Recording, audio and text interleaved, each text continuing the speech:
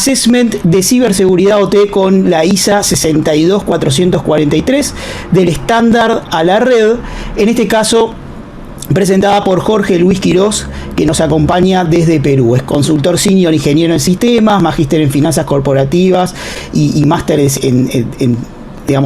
máster en finanzas, cuenta con un posgrado de Six Sigma, Black Belt, certificaciones internacionales como la ISO 27001 Lead Auditor, ISO 22301 Lead Auditor, ISO 22301 Lead Implementer, Cybersecurity Foundation. Es director ejecutivo actualmente de Extreme Consulting, donde lidera proyectos de ciberseguridad y sistemas de información, y ha sido ponente en eventos también internacionales. Ahí ya lo tenemos por ahí en la pantalla para que lo podamos ver y oír. Bienvenido, Jorge Luis, adelante, a ver si nos escuchás. Hola. ¿Sí? ¿Los escuchamos? Hola a todos, buen día, gusto saludarnos. Excelente, bueno, queda toda tuya la presentación, muchísimas gracias. Gracias. Voy a compartirles mi pantalla inmediatamente.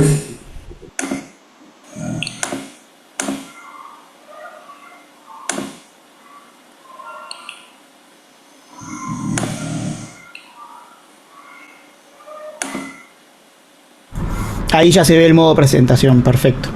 Correcto. Muy bien. Vamos a hablar hoy sobre el Assessment de Ciberseguridad OT con el estándar ISA 62443 del estándar a la red. ¿En qué consiste esta presentación? Por lo general, estoy seguro que hemos visto temas de ISA, conocemos el estándar ISA 6243, su estructura, digamos, los usos, la aplicación. Pero finalmente, cuando queremos hacer un assessment, ¿qué es lo que debemos tomar en cuenta? ¿No? Digamos, en un escenario real, decimos, Jorge, estamos evaluando una empresa industrial, estamos evaluando de pronto una minera, estamos evaluando una empresa de energía. ¿Cómo evaluamos, cómo hacemos un assessment? ¿De dónde obtenemos la data? O en todo caso, tenemos data, pero ¿cómo la podemos alinear? ¿O cómo es que la tomamos, la convertimos en un insumo para poder aplicar los controles que propone, que establece este estándar? Justamente es lo que vamos a ver hoy en esta presentación. Temas a tratar, pues vamos a hacer primero un pequeño checklist, un pequeño recordaris de algunos conceptos básicos para el entorno OT. Luego hablaremos de este business case en el que haremos este viaje en cómo involucrar, cómo combinar, cómo hacer interactuar a la data que podemos obtener en un entorno industrial respecto a la aplicación del estándar. Y finalmente algunas conclusiones y recomendaciones que me gustaría compartir con ustedes. Bien, respecto al entorno OT, ¿qué es lo primero que debemos tomar en consideración? Hay un término bastante conocido que es el ICS, que son los sistemas de control industrial. Y básicamente, ¿de qué se trata? Cuando escuchamos este término, ¿a qué nos referimos?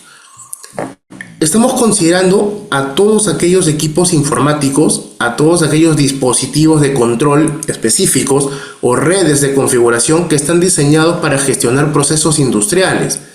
Por ejemplo, ¿qué podríamos mencionar? Como los tenemos en pantalla. Sensores, podemos hablar de válvulas, podemos hablar de motores, podemos hablar de PLCs, y entrando en un entorno más industrial, podemos hablar de HMI, podemos hablar de los sistemas SCADA que son bastante conocidos, ¿no? Entonces, ¿qué ocurre? ¿Por qué tenemos que mencionarlos y por qué son clave en el entorno OT?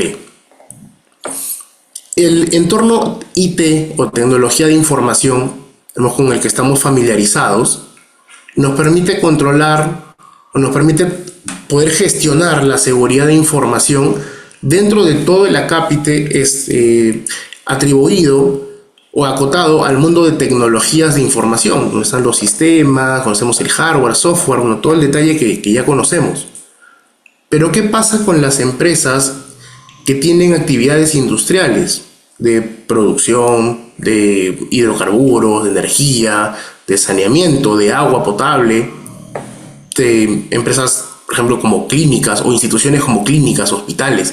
¿Qué ocurre con estas instituciones que utilizan otro tipo de equipamientos, de equipos que también tienen controladores, pero que no necesariamente están en el mundo IT. No los podemos dejar desatendidos, ¿de acuerdo? No podemos dejarlos a su suerte. Forman parte importante de lo que es la gestión de la seguridad de la información.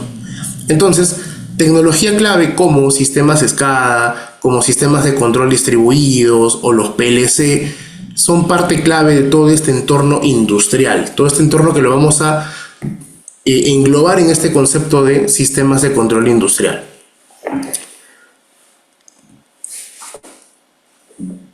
Es importante que hagamos un match entre el mundo IT y el mundo OT, porque a diferencia de lo que se cree, estos conviven.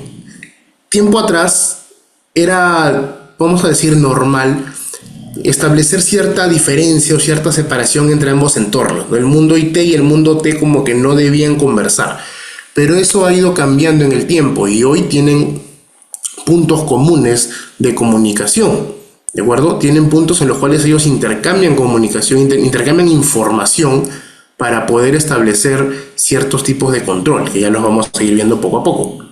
Entonces, ¿qué ocurre?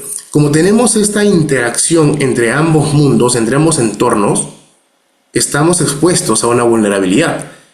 ¿Cuál es el caso? Si ocurre alguna incidencia en el mundo OT, establecida esta comunicación que les he mencionado, podría materializarse también en el mundo IT. Y viceversa. Un incidente que se presente, que se materialice en el mundo IT, podría escalar y llegar inclusive al mundo OT. ¿De acuerdo? Entonces, ¿qué es lo que debemos tomar en cuenta? En el mundo IT, dentro del concepto de seguridad de información, todos conocemos los conceptos de confidencialidad, integridad y disponibilidad. ¿De acuerdo? Eso, ya sabemos que la confidencialidad, la integridad y la disponibilidad son aspectos o son atributos clave que vamos a buscar que se garantice dentro de todo esquema de seguridad de información.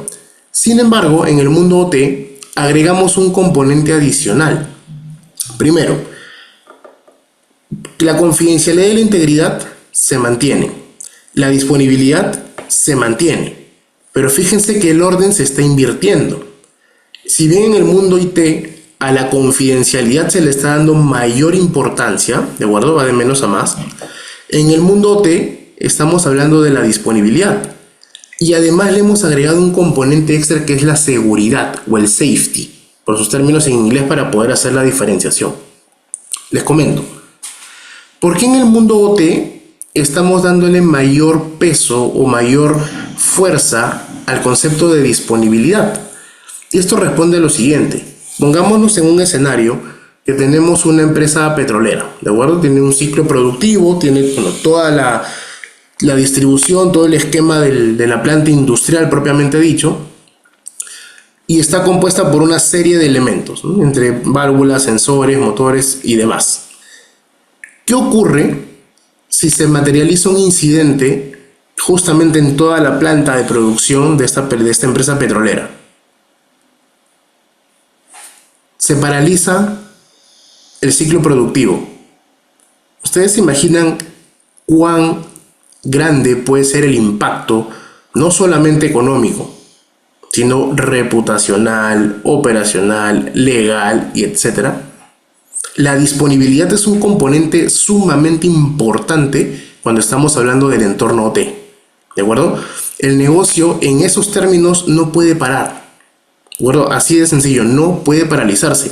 De pronto en el mundo IT podemos manejar cierta itinerancia del servicio, podemos tener ciertos espacios, ciertas horas, RTOs, RPOs que podemos manejar para poder gestionar una interrupción del negocio. Pero en el mundo OT eso no es viable, ¿de acuerdo? Entonces la disponibilidad es un concepto sumamente importante que debemos tomar en consideración. ¿Y por qué agregamos el componente de safety? ¿Qué ocurre con esto? La seguridad a nivel del personal, safety, es clave. ¿Por qué? Porque una incidencia que se materialice en el mundo OT puede tener consecuencias catastróficas. Por ejemplo, si logran involucrarse, logran atacar vamos a llamarle un centro médico, un hospital, ¿de acuerdo? Y logran acceder y tener control sobre, digamos, máquinas de respiración artificial o sobre los equipos que se utilizan en una sala de operaciones, en un quirófano. ¿Qué podría pasar? ¿Qué estaría en juego? Lógicamente la vida de los pacientes. Si logran vulnerar una red OT de una empresa, por ejemplo, de energía eléctrica, pueden dejar tranquilamente a todo un país, toda una ciudad sin energía. Pueden dejarnos sin comunicaciones, ¿de acuerdo? Si logran, por ejemplo, acceder y vulnerar una red OT de una empresa de saneamiento, una empresa de agua potable, y adulteran estos sistemas o los bloquean, se manipulan, hay algún tipo de manipulación, adulteran los valores establecidos, los valores máximos permitidos, entre otros, ¿podemos garantizar que el agua que va a recibir una población sea inocua? No, probablemente esta sea tóxica, porque vamos a estar ante valores que son anómalos o valores que no son los que deberían estar establecidos y finalmente no lo van a advertir. Entonces las consecuencias podrían ser catastróficas ya en un público objetivo que va a ser la ciudadanía, el ser humano, ¿de acuerdo? Entonces por eso es que en el entorno OT agregamos el componente de safety. Otros escenarios que podríamos agregar acá de por qué es importante y por qué es clave resaltar el componente de safety en el mundo OT es porque también ante una incidencia, ante una anomalía, los equipos podrían adulterarse y básicamente pues podrían entrar en un cortocircuito, podrían generar una explosión y eso lógicamente va a tener consecuencias graves. Muy bien. Dicho esto, es importante también que podamos tener en cuenta que así como en el mundo IT existen protocolos, ¿de acuerdo? En el mundo OT también se gestionan ciertos tipos de protocolos con los que vamos a tener que familiarizarnos. Los podemos ver en pantalla, que están en la tablita que tenemos. Por ejemplo, uno de los más conocidos es el protocolo Modbus, que utiliza el puerto 502. Y así como tenemos a Modbus, tenemos el DNP, DNP3, Fieldbus, Ethernet, Ethernet CAT y Profinet. Es importante poder tomarlos en cuenta, sí. ¿Por qué? Porque cuando ya estás involucrado en el mundo OT y quieres gestionar correctamente todo el tema de los riesgos que van a partir de un escaneo, de una identificación de los activos que tienes en el mundo OT, es clave entender con qué protocolo trabajan, con qué protocolo se van a comunicar, cuál es el esquema de comunicación que tienen estos diferentes elementos hasta que se da esa comunicación con el mundo IT, para poder tomar los datos que se extraen de todos estos sensores, de todos estos dispositivos y que ya pueden pasar a ser analizados, estructurados, de pronto gestionados en un dashboard. Pero hay un proceso para que los datos que registra un sensor puedan ser posteriormente visualizados en pantalla a través de algún gestor, ¿de acuerdo? Por ello es clave que podamos también ir entendiendo qué protocolos existen y que en una evaluación real de un entorno OT con el estándar ISA 62443 podamos identificar y relevar esta información. Entonces debe estar en nuestro checklist cuando hagamos una evaluación OT, identificar qué protocolo que es con el que están trabajando los diferentes elementos del ISC y qué puerto es el que tienen asignado. Muy bien. Dicho esto, el estándar ISA 62443 desarrollado por los comités de ISA 99 y de la IEC, específicamente del grupo 10, ofrece directrices y procesos para construir y gestionar de forma segura los sistemas de control industrial, los ICS. ¿Cómo está estructurada esta norma? ¿De acuerdo? La norma ISA está estructurada en 4 principales grupos: el general, el de políticas y procedimientos, el de sistema y el de componentes. Y en conjunto, lo que busca este estándar es garantizar que todo el entorno de ICS y la seguridad ciberfísica estén protegidos a un máximo nivel. ¿Pero cómo lo hace? Justamente, esta estructura permite que diferentes roles, ¿de acuerdo?, se involucren en cada uno de ellos para tener una visión 360 del entorno OT. ¿Cómo funciona esto?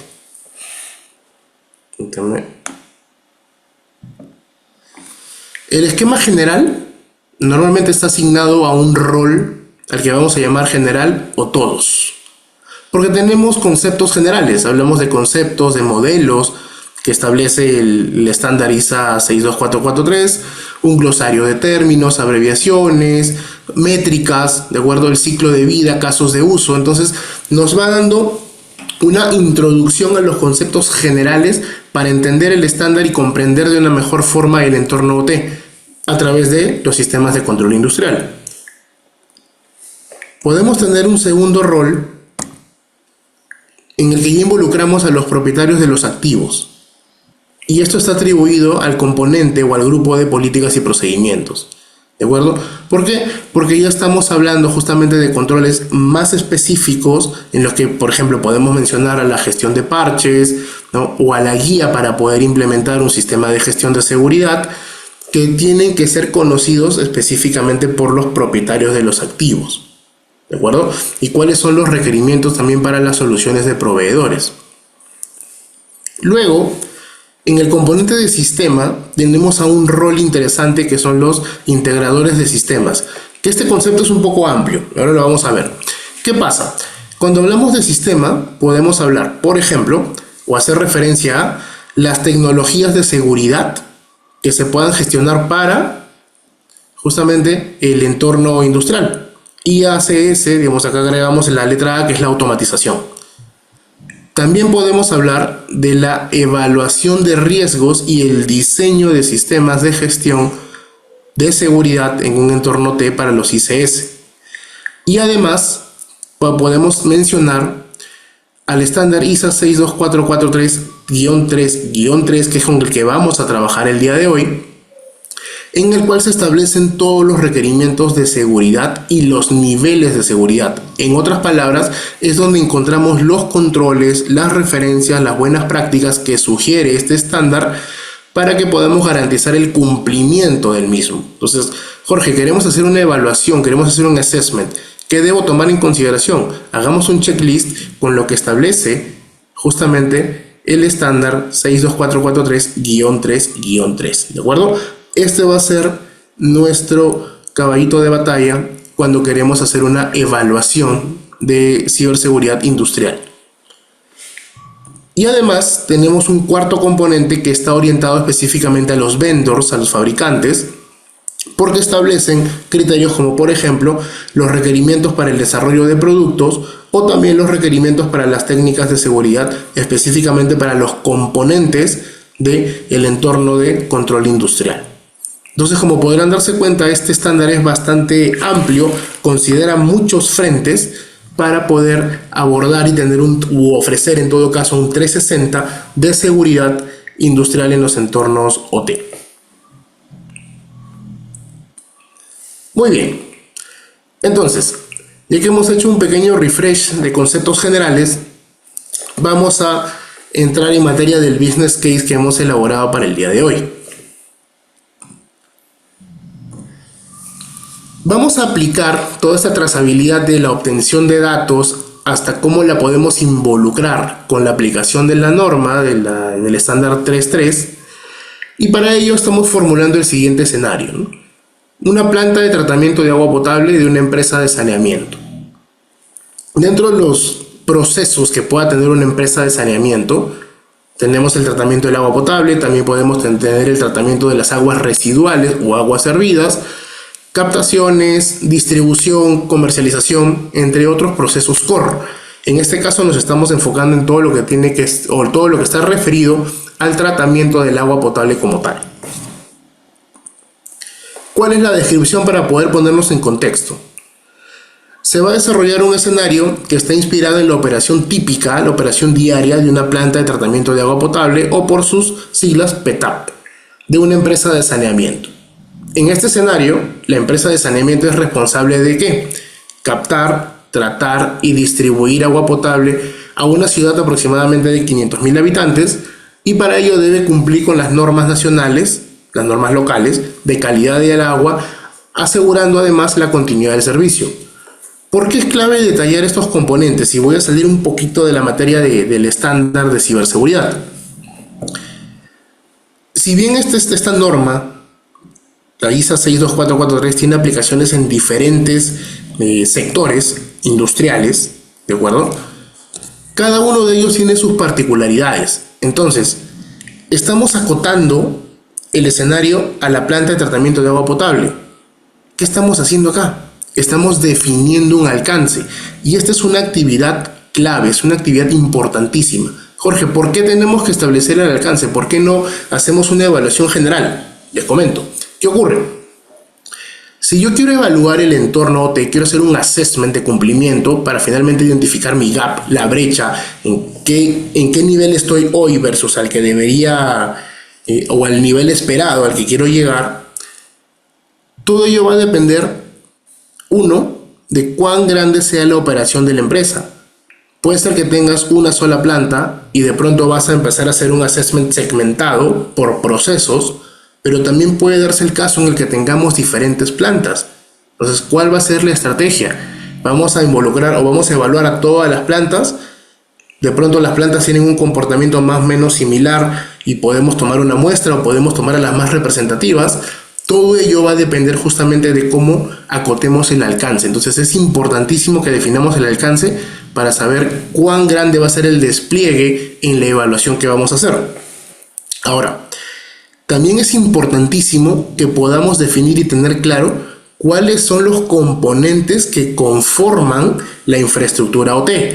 Y para ello no es solamente importante que estemos nosotros, digamos, como especialistas o como líderes en ciberseguridad o líderes en ciberseguridad industrial, no. Necesitamos involucrar a diferentes key users. Y entre estos key users podemos mencionar al equipo de operaciones.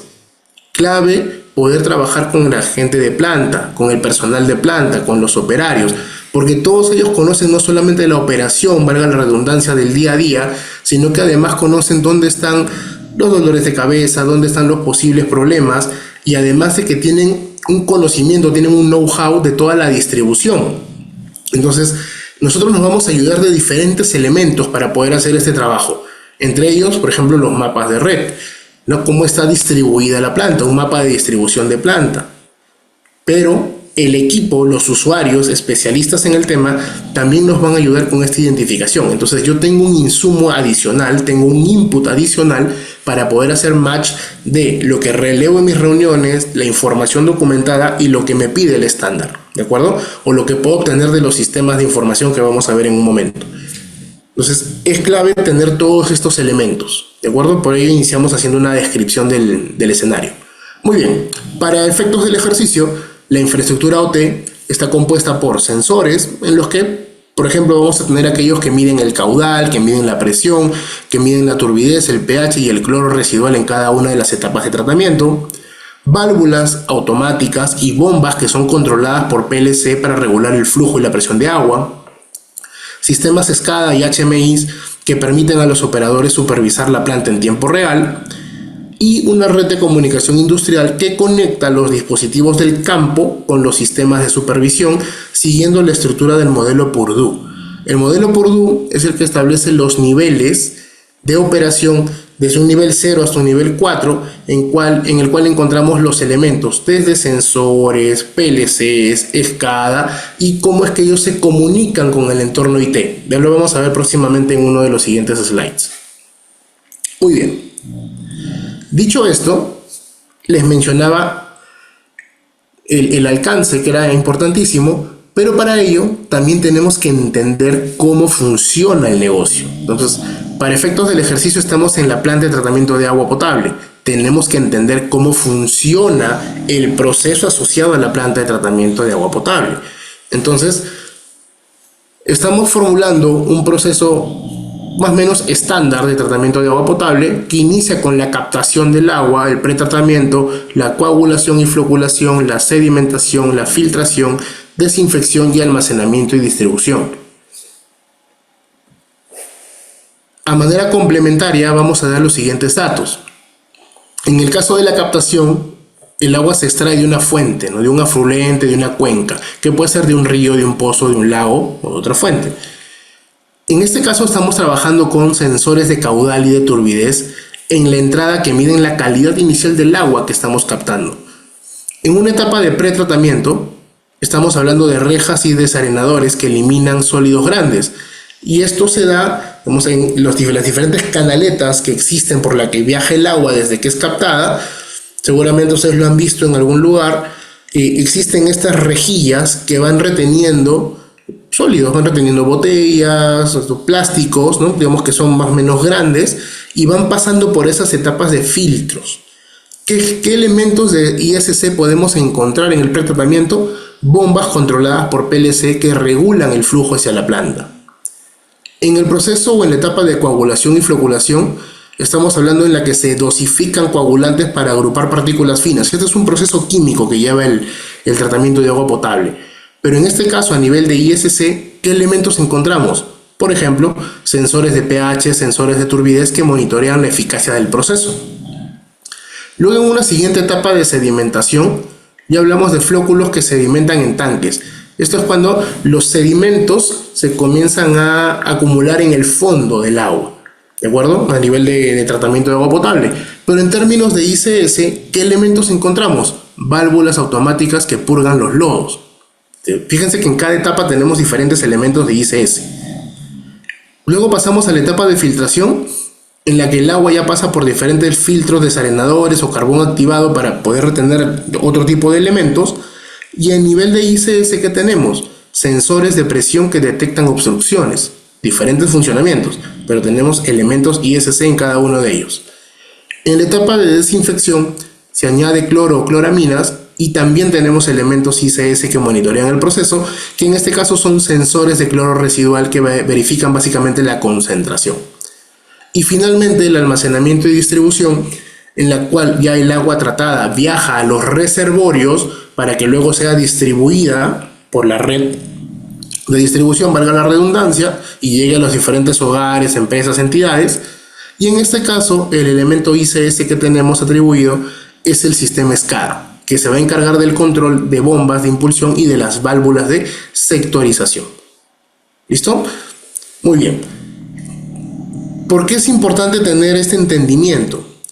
Cuando hacemos una evaluación, un assessment de ciberseguridad, dentro del checklist que les comentaba, vamos a ir recopilando información documentada. Vamos a considerar también mapas, diagramas, de acuerdo, entre otros, pero es clave que entendamos el proceso y que hagamos un relevamiento. Voy a hacer una analogía. Cuando estamos en el mundo IT y queremos documentar un proceso, queremos evaluar riesgos, digamos, de un proceso específico, riesgos de tecnología o riesgos de seguridad en un proceso de negocio, lo primero que hacemos es entender el proceso, cómo funciona. Y vamos documentando qué sistemas están involucrados en cada una de las etapas, si hay alguna base de datos, algún sistema, algún documento, qué actores participan, qué dependencias tienen. Eso que hacemos en el mundo IT hay que llevarlo al mundo OT. Solamente que en este caso, ¿qué es lo que vamos a relevar? ¿Qué es lo que debemos identificar además del proceso? El elemento ICS que forma parte de cada una de estas etapas. Entonces, entendemos qué hace, qué elemento está presente y qué hace. ¿Por qué? Porque finalmente nosotros podemos llegar como especialistas de ciberseguridad, pero cuando hagamos el análisis no necesariamente vamos a conocer mucho del negocio. Entonces tenemos que estar alineados y justamente involucrar a los key users para saber qué valores son anómalos y dónde podría estar presentándose un posible riesgo en términos de seguridad. Dicho esto, vamos a agilizar un poquito con el esquema. La metodología de trabajo propuesta es la planificación y el alcance, obtener los datos elementales, consolidar todos estos datos y poder obtener dashboards de visualización, evaluar con la norma ISA 62443 y finalmente formular el informe de evaluación y el plan de mejora o el plan de acción. ¿Cuál es el alcance que debemos establecido para esta prueba? Las operaciones de la planta de tratamiento de agua potable. ¿Cómo vamos a obtener estos datos? De los diferentes elementos de ICS que hemos hablado. Los estamos colocando en resumen en una tabla que dice lo siguiente. Por ejemplo, para el caso de los sensores como fuente OT, que mide el pH, la turbidez, el caudal, la presión. ¿Qué es lo que vamos a obtener? Valores en tiempo real, unidad, estado, operativo, cómo funciona, si está operando o no. ¿Cómo se obtienen? A través de las lecturas de un PLC o del Historian. El Historian es una base de datos que recopila todos los datos, valga la redundancia, que son registrados por este tipo de elementos ICS en los que encontramos, por ejemplo, sensores. También lo vamos a utilizar a través del Modbus. ¿Se acuerdan que mencionamos este protocolo? Pues el Modbus sirve para poder transferir o comunicar, en todo caso, la información que viene de la red industrial del mundo OT al mundo IT. Vemos que es su traductor. Lo que viene en OT, Modbus lo traduce en lenguaje que IT lo pueda entender, le da la información y ya IT hace su trabajo para poder visualizarlo a través de dashboards y bueno, todo lo que nosotros ya conocemos con visualizadores. ¿Qué herramientas nos podrían ayudar en este caso?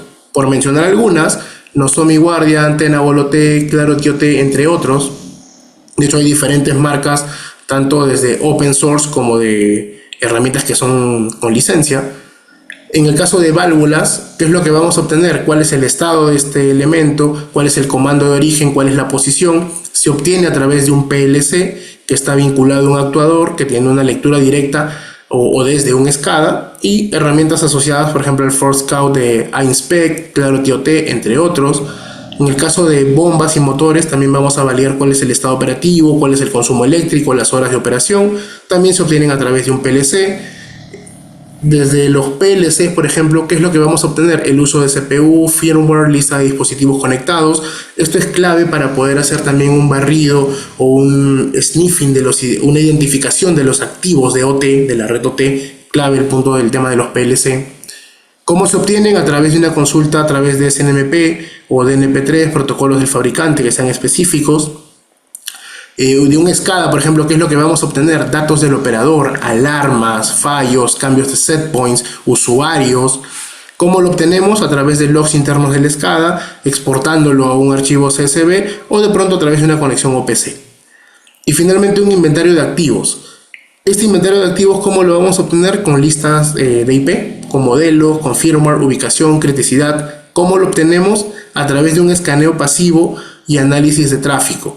Este término de escaneo pasivo es clave, lo voy a mencionar más adelante. Y también tenemos las herramientas asociadas que nos pueden ayudar en esta tarea. Partimos de la premisa que ya tenemos esta obtención de datos, ya hemos obtenido, digamos, toda esta información de los diversos elementos de ICS. Y en base a esta información hemos generado ciertos gráficos. Por ejemplo, la producción diaria de agua potable y el cumplimiento de parámetros de calidad del agua. Jorge, pero nosotros en el mundo de ciberseguridad probablemente no conozcamos mucho de la producción o de los parámetros de calidad del agua. ¿Qué hacemos en este caso? Bueno, nuestro trabajo como especialistas es evaluar el entorno e identificar riesgos, ¿de acuerdo? Que esto nos lleve a poder hacer una evaluación de cuál es la fotografía hoy del cumplimiento de ISA 62443 versus lo que deberíamos tener, ¿correcto? Entonces, vuelvo a enfatizar en esta sección que necesitamos involucrar a los key users. Es importante que vayamos de la mano con el equipo de operaciones, con el equipo de producción, para que ellos nos puedan indicar, Jorge, mira, estos valores son anómalos, esto no debería estar pasando. Que se presente 1 o 2, de pronto sí puede ocurrir en la operativa normal, pero ya tenemos 6 u 8 valores anómalos. Esto no es normal. Esto podría dar indicios de que hay una manipulación o que algo está fallando, que algo está mal configurado. Entonces nosotros vamos tomando nota y aplicamos lógicamente nuestros conocimientos ya de ciberseguridad. Pero es clave que esta parte del negocio involucremos justamente a los key users que nos permitan tener ese input. Ya esto nosotros lo vamos a traducir en otro tipo de indicadores, como por ejemplo la distribución de severidad de alarmas. Ya es algo que para nosotros sí es un insumo directo que podemos interpretar y sobre el cual podemos tomar decisiones. El estado de los activos en planta también. Vemos cuántos activos están operativos, cuántos están en mantenimiento, cuántos están fuera de servicio, y esto nos servirá en la etapa de evaluación para poder validarlo y contrastarlo con el equipo. Todo lo que nosotros vayamos identificando tenemos que contrastarlo con el negocio para validar si en efecto está dentro de los parámetros normales o no, si hay una actividad de mantenimiento programada o no, ¿de acuerdo? Y con ello vamos a poder identificar posibles puntos de vulnerabilidad, de amenazas, de riesgos. Dicho esto, también es clave que dentro del componente de visualización podamos utilizar esta pirámide que es el modelo Purdue, que tiene los niveles del 0 al 4 como les había comentado. ¿Y para qué nos sirve? Esto nos ayuda a poder tener trazabilidad de en qué elementos ISC hemos encontrado y en qué nivel de la pirámide o del modelo Purdue se encuentran. ¿Por qué? Porque vamos a poder validar cuáles son los esquemas de comunicación que nos establece este modelo Purdue. Y como podrán visualizar, el mundo OT está desde el nivel 0 hasta el nivel 3 y el mundo IT aplica o abarca desde el nivel 3 al nivel 4. Entonces es justamente en este nivel 3 donde ellos se comunican. Lo normal, digamos, una buena práctica es que exista un nivel 3.5 en el cual tenemos una DMZ, ¿no? Como punto también o como estrategia de seguridad, ¿de acuerdo? Muy bien, entonces vamos organizando todos estos elementos ISC en el modelo Purdue para que podamos tener el 360 de la comunicación. ¿Cuál es el esquema de comunicación? ¿Qué va a ser clave que podamos también identificar en este punto? ¿Sí? ¿Recuerdan el término? Los protocolos, ¿de acuerdo? Identificamos los elementos, pero también es clave que identifiquemos con qué protocolo trabajan, con qué puerto trabajan, porque necesitamos tener trazabilidad de todo el esquema de comunicación en los diferentes niveles. Muy bien. Dicho esto, pasamos ya a involucrar el estándar. Ya tenemos la información, hemos hecho el análisis, hemos obtenido los dashboards, sabemos qué datos son anómalos, dónde están los posibles focos, cómo lo evaluamos, cómo involucramos el estándar 62443-3-3 de la siguiente manera. El estándar de ISA nos da el esquema que está a la derecha, nos da este cuadrito que son los niveles de seguridad y establece nivel 1, 2, 3 y 4, lo que son los niveles esperados. Entonces, ¿en qué nivel estamos de protección frente a cierto tipo de amenazas? Por ejemplo, un nivel 1 nos dice que tenemos un nivel de protección contra errores accidentales o de mal uso. Un nivel 2 nos dice que tenemos una protección contra ataques intencionales con medios simples. Un nivel 3 nos dice que tenemos un nivel de protección contra ataques intencionales que usen medios sofisticados. O sea, ya tenemos un nivel de seguridad mucho más sólido. Y un nivel 4 ya nos habla de un nivel de seguridad robusto en el cual tenemos protección contra ataques intencionales que utilicen medios sostenibles. ¿De acuerdo? Más allá de la justificación que sean sostenibles y que nos puedan dar ataques permanentes, estaríamos protegidos contra eso. Y además estamos optando por un nivel de madurez basado en CMMI y NIST Cybersecurity Framework que va a establecer cuál es el nivel del control en términos de madurez desde un nivel 0 inexistente hasta un nivel 5 optimizado. Estamos combinando ambas tablitas referenciales para tener esta evaluación. Entonces, ¿cuál es el control? Por ejemplo, tenemos el activo o el elemento OT, que ya lo hemos identificado previamente, ¿no? Por mencionar en primera línea, el inventario de activos OT. ¿Qué es lo que hemos hallado para efectos del ejercicio? Un inventario parcial sin integración con una base de datos de configuración y de actualizaciones manuales. Jorge, ¿por qué se puede dar esto? Les mencioné hace un instante el término del escaneo pasivo, entonces, o la identificación pasiva. ¿Qué pasa? El mundo OT es mucho más sensible que el mundo IT. En el mundo IT yo puedo hacer un sniffing, puedo hacer un escaneo activo, de pronto desplegar algunos scripts para poder identificar todos los activos que estén en la red IT. Y no tengo un riesgo alto de que pueda generarme alguna interrupción, o si de pronto genera alguna incidencia, se puede controlar. Pero en el mundo T es totalmente crítico. Recordemos que ahí el término clave era la disponibilidad. Entonces, si yo de pronto despliego un script para poder identificar a los activos que están en la red OT, puedo terminar inactivando, dejando fuera de uso, de operación a un PLC, de pronto a algún sensor, y la red se va a comprometer totalmente. Entonces vamos a tener problemas. Por eso es que es un tema muy delicado, ¿de acuerdo? Entonces, ¿qué ocurre? Tener un inventario de activos OT es complejo justamente por este detalle de que es sensible y que además también el periodo de vida, digamos, de estos elementos es diferente al de un mundo IT, perdón. Digamos, un elemento, un activo de IT tiene una vida útil de 5 años promedio. Se estima que en el mundo T tengan 9 años promedio, pero lógicamente eso no necesariamente se cumple. O sea, vamos a encontrar empresas en las que ya superaron ampliamente esos 9 años. Entonces, podrían ser mucho más susceptibles, o sea, ser mucho más sensibles a cualquier tipo de manipulación. Entonces, ¿qué podemos hacer acá? Si no podemos hacer un escaneo activo con scripts, tenemos que hacer un escaneo pasivo con herramientas especializadas como Nozomi, Tenable, Clarity. Identificar con los key users los planos, ¿de acuerdo? Los diagramas de planta, hacer un recorrido por la planta e ir identificando, ir tomando nota de todo y finalmente validar y hacer match. Es bastante trabajo manual, justamente porque es un aspecto muy delicado. De acuerdo, continuando con el ejercicio, ya que hablamos del hallazgo y lo hemos comentado, lo estamos sustentando, ¿qué significa el Fundamental Requirement? Estos son los niveles en los cuales organiza el estándar ISA 62443 los controles. Tiene 7 categorías principales, en los que vamos a llamar Fundamental Requirements o requisitos fundamentales. Y dentro de estos 7 requisitos hay una serie de controles. Esos controles se llaman System Requirements o Security Requirements. ¿De acuerdo?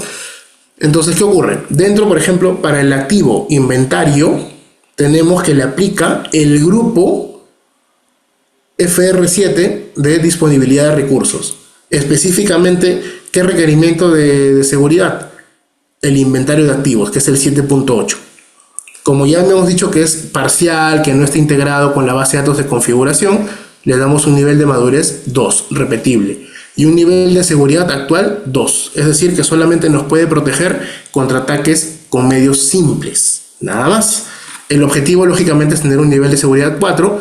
¿Y cuál es el sustento? Que necesitamos tener un inventario de activos para poder hacer una correcta segmentación de redes, para poder aplicar también correctamente parches y priorizar los esquemas de seguridad. Y así sucesivamente lo vamos a aplicar por cada uno de los elementos que tenemos en pantalla. La norma, para poder integrarla, hay que hacer un match en qué nos pide la norma, por qué es crítico evaluar este control, cómo lo cubrimos para efectos del ejercicio, cómo es que llegamos a definir que tenemos un inventario parcial, porque solamente detectamos 20% de los activos críticos para este escenario. ¿Cómo obtuvimos esta data? A través de un escaneo pasivo de red, mapeo automático de dispositivos o relación, o la integración con la base de datos de configuración para relacionar OT con los procesos productivos. Entonces fíjense que hay un mix entre actividades manuales, la información documentada, lo que podamos obtener de las entrevistas, las reuniones con los key users y finalmente lo que obtengamos de diferentes sistemas para compararlo con lo que nos exige la norma. Entonces esta es la forma en la que podemos involucrar los requisitos o lo que establece la normativa, sus buenas prácticas y cómo llevarla al día a día en una evaluación y un assessment de ciberseguridad. Para poder definir correctamente un nivel de seguridad más allá de la subjetividad, ISA nos da estas tablitas referenciales para cada uno de los grupos. En este caso, como estamos tratando del requerimiento de seguridad 7.8, vemos que habla de los componentes de inventario de los sistemas de control y aplica desde un nivel de seguridad 2, 3 y 4. ¿De acuerdo? Entonces, con esto vamos haciendo match para que podamos evaluar correctamente un entorno OT de acuerdo a lo que establece la normativa. Es un proceso manual y un poquito denso, pero finalmente necesitamos tener toda la trazabilidad y el entendimiento del proceso productivo para que esto funcione. Tenemos el set del grupo de riesgos que se ha identificado, asociados a cada uno de los activos que ya hemos mencionado, y también le estamos atribuyendo un impacto, una probabilidad y un nivel de riesgo cualitativo basado en escalas de muy alto, alto, medio o bajo. En este caso no hemos obtenido ningún bajo. Y lo mismo se replica para cada uno de los puntos, ¿de acuerdo? Yo por factor tiempo no voy a detallar cada uno de ellos. Finalmente, una vez que llegamos a la etapa de riesgos, tenemos que formular el plan de acción. Solamente he mencionado 4 a modo de ejemplo. Por ejemplo, ¿no? En este caso tenemos el fortalecimiento del inventario de activos OT, la acción asociada, que es implementar una herramienta de descubrimiento pasivo para tener un inventario automático en tiempo real, el requerimiento funcional y el requerimiento de seguridad asociados, la prioridad y el beneficio esperado. Y así sucesivamente con cada uno de los planes de acción. Todo ello tiene que ser, lógicamente, ya dentro del esquema de GRC, escalado, informado también a la dirección, a la gerencia, para que se puedan formalizar estos planes de acción y sobre todo para que puedan tener el apoyo, ¿no? Para que puedan tener el sponsorship correspondiente. Estamos hablando de seguridad en el mundo industrial, pero no deja de ser seguridad.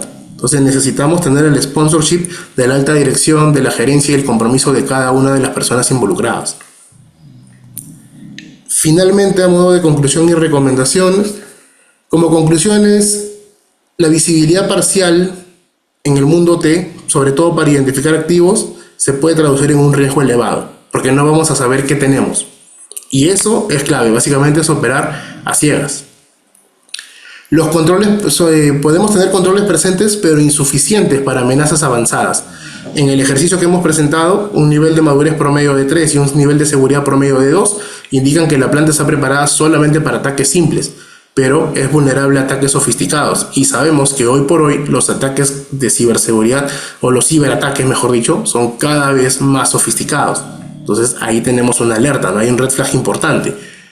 Hay brechas claras en la comunicación y la autenticación y monitoreo. Es clave que podamos identificar justamente los protocolos que están involucrados, el puerto por el cual se comunican, el modelo Purdue para saber cómo se están comunicando, en qué niveles, y todo ello va a ser un insumo importantísimo para hacer el proceso que hemos visto en estos slides.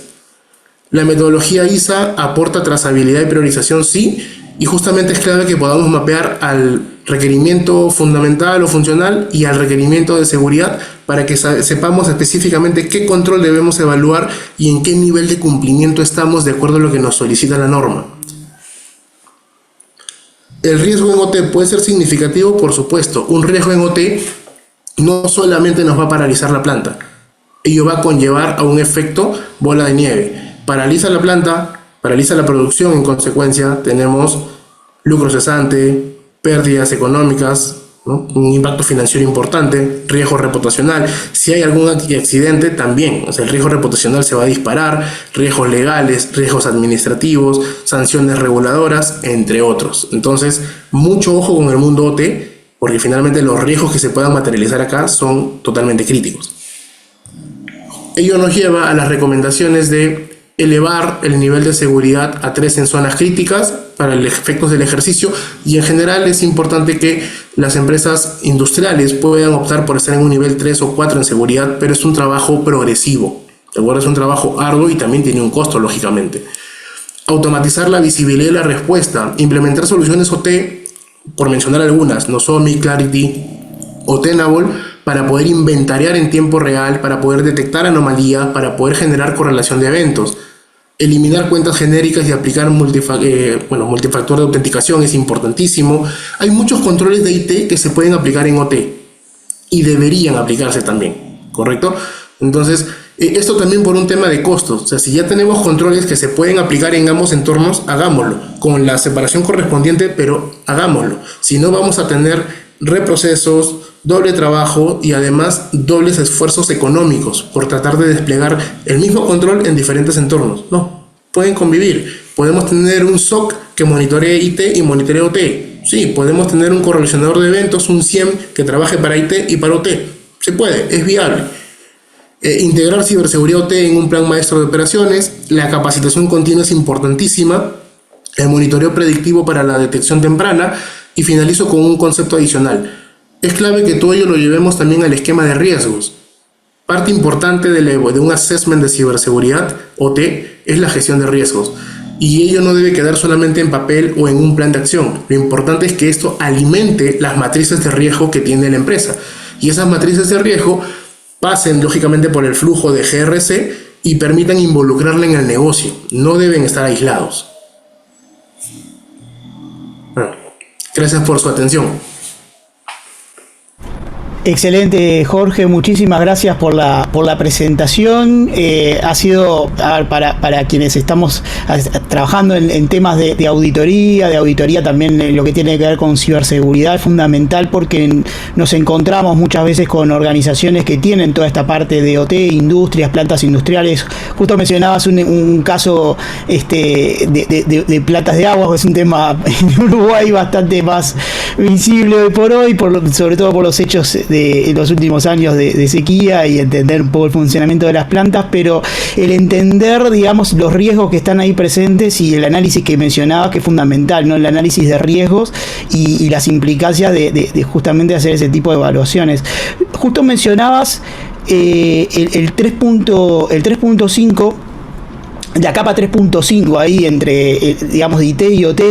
¿Cómo implementar, digamos, de manera segura esa capa intermedia o esa interfaz para justamente, porque ya tenemos sistemas de información de IT que están alimentándose de los datos que sale de OT?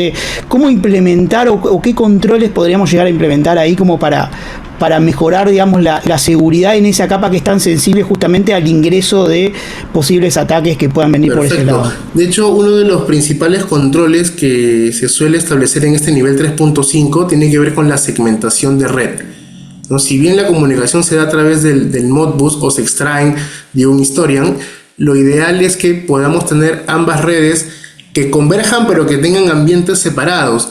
En algunos casos, les comento así a modo de poco ya de la experiencia, me he encontrado con empresas que incluso utilizan dobles tarjetas de red, una que conecta al mundo T y otra al mundo IT, pero solamente en los equipos que se encargan de establecer esa comunicación o ese intercambio de información. Entonces la segmentación de red es clave, es el control que por defecto debería estar, ¿no? Y podría justamente validar, podemos desplegar inclusive DMZ, que es una buena práctica también en este 3.5, para ese nivel de comunicación o esa actividad de comunicación de intercambio de información y que podamos mantener la independencia y a la vez la convergencia para que comuniquen. Es un poquito complejo de explicar en esos términos, pero debemos mantener los ambientes separados con sus niveles de control, pero además garantizar que esa comunicación va a facilitar la transferencia, digamos, dentro del componente de integridad de la data, sin que ello represente una vulnerabilidad o una amenaza para que algún incidente IT viaje al mundo OT o se despliegue en el mundo OT o viceversa. Ahora sí. Estaba recién había pincelado. No, te agradecíamos por tu participación tuya en este congreso y obviamente estábamos en contacto para futuras ediciones de este congreso SIGRAPH. La verdad muy interesante. Muchas gracias a todos por su atención. Espero que haya sido de su agrado. Tengan un buen día.